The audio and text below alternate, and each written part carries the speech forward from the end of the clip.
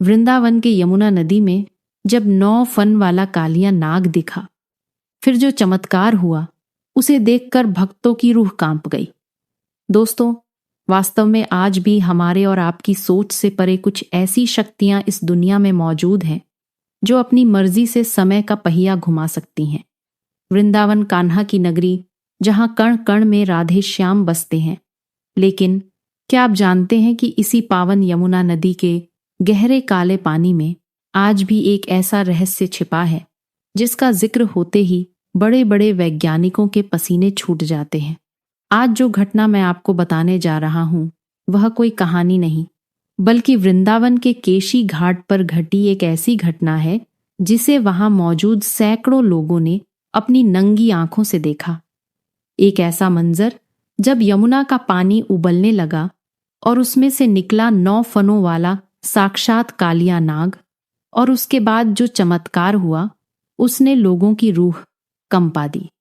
दिल थाम कर बैठिए, क्योंकि आज का वीडियो आपके होश उड़ा देगा। भक्तों, आधा अधूरा ज्ञान सुनना या छोड़ देना दुख और पाप का कारण बनता है, इसलिए इस घटना को अंत तक अवश्य देखें। अगर आप भी श्री कृष्ण भगवान के सच्चे भक्त हैं तो इस वीडियो को लाइक करके चैनल को सब्सक्राइब जरूर करें और कमेंट में राधे राधे जरूर लिखें। तो चलिए बिना किसी विलंब के शुरू करते हैं। तारीख थी 14 नवंबर, कार्तिक मास की काली अमावस। वृंदावन में ठंड की संगीत शुरुआत हो चुकी थी। घड़ी में राधे के 2:00 बज रहे थे।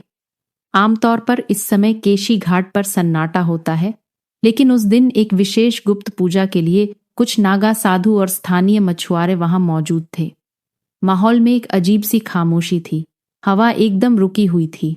यमुना का पानी जो हमेशा बहता रहता है, वह उस रात एकदम शांत था, जैसे किसी तूफान के आने का इंतजार कर रहा हो। वहां मौजूद एक केशवदास काका थे जो पिछले 40 सालों से यमुना किनारे नाव चलाते हैं। बताते हैं कि उन्होंने अपनी जिंदगी में यमुना को इतना काला कभी नहीं देखा था। पानी का रंग गहरा नीला और काला पड़ चुका था। तभी अचानक पानी के बीचों बीच संगीत से एक अजीब सी आवाज आने लगी। वह आवाज ऐसी थी जैसे हजारों लीटर पानी एक साथ उबल रहा हो। घाट पर बैठे साधुओं ने अपनी धनी छोड़ दी। कुत्ते और जानवर अजीब तरह से रोने लगे। पहले सबको लगा कि शायद कोई भूकंप आने वाला है, लेकिन फिर नदी के बीच से एक फुफकार सुनाई दी। यह फुफकार इतनी तेज थी कि घाट पर लगे पुराने बिजली के खंभे संगीत कांपने लगे। लोगों की धड़कनें रुक गई थी। टॉर्च की रोशनी पानी तक नहीं पा रही थी, क्योंकि वहां घना कोहरा छा गया था। और फिर कोहरे को चीरते हुए वो आकृति ऊपर उठी। वह कोई साधारण जीव नहीं था। केशवदास और वहां मौजूद सैकड़ों से ज्यादा लोगों के पैरों तले जमीन खिसक गई। पानी की सतह से लगभग 40 फीट ऊपर एक नहीं, 2 नहीं, बल्कि 9 विशालकाय फन 9 हवा में लहरा रहे थे। उसकी त्वचा का रंग पन्ने जैसा हरा और गहरा काला था। उसके हर एक फन पर एक चमकीली मणि जैसी संगीत चीज चमक रही थी, जिसकी रोशनी से पूरा घाट नीली आभा में नहा गया। उसकी आंखें अंगारों की तरह लाल थी, जिनमें देखने की हिम्मत किसी में नहीं थी। भक्तों के मुंह से आवाज नहीं निकल रही थी। यह वही कालिया नाग था जिसका वर्णन हमारे पुराणों में मिलता है, जिसे द्वापर युग में भगवान कृष्ण ने नाथा था। लेकिन कलयुग में यहां कैसे उस विशाल काय नाग ने एक जोरदार फुफकार मारी, जिससे यमुना का पानी लहरों में बदल गए और घाट की सीढ़ियों तक आ पहुंचा। लोग जान बचाने के लिए पीछे भागे। भगदड़ मच गई। ऐसा लग रहा था कि आज प्रलय निश्चित है। वो नाग गुस्से में लग रहा था। उसके नथुनों से विषैला धुआं निकल रहा था, जिससे लोगों का दम घुटने लगा। ऐसा लगा कि कालिया नाग आज पूरे वृंदावन को अपने विष से जला देगा। लोग रो रहे थे, कृष्ण कृष्ण चिल्ला रहे थे। तभी वो चमत्कार हुआ जिसे विज्ञान आज तक नहीं समझ पाया। जैसे ही कालिया नाग ने अपना सबसे बड़ा फन नीचे की ओर झुकाया, कहीं से बिना किसी स्रोत के एक बांसुरी की आवाज गूंजने लगी। वो आवाज किसी इंसान द्वारा बजाई हुई नहीं लग रही थी। वो आवाज हवा में थी, पानी में थी, हर किसी के दिल में थी।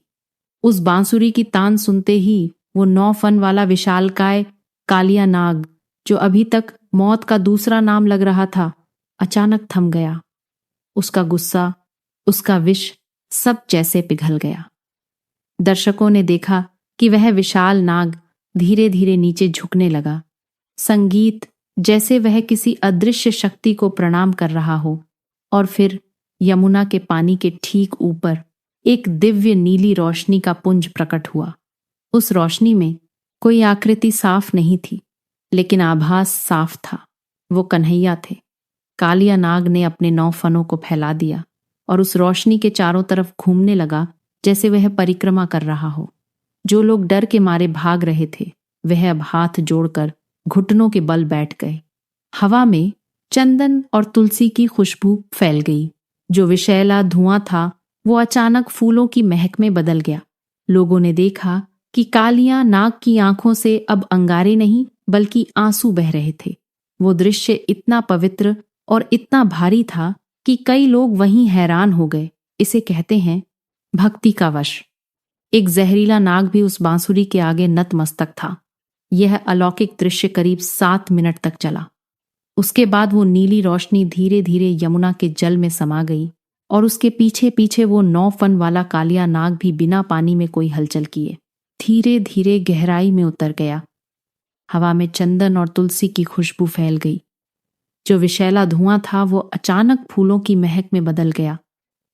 लोगों ने देखा कि कालिया नाग की आंखों से अब अंगारे नहीं, बल्कि आंसू बह रहे थे। वो दृश्य इतना पवित्र और इतना भारी था कि कई लोग वहीं हैरान हो गए। इसे कहते हैं भक्ति का वश। एक जहरीला नाग भी उस बांसुरी के आगे नतमस्तक था। यह अलौकिक दृश्य करीब 7 मिनट तक चला। उसके बाद वो नीली रोशनी धीरे धीरे यमुना के जल में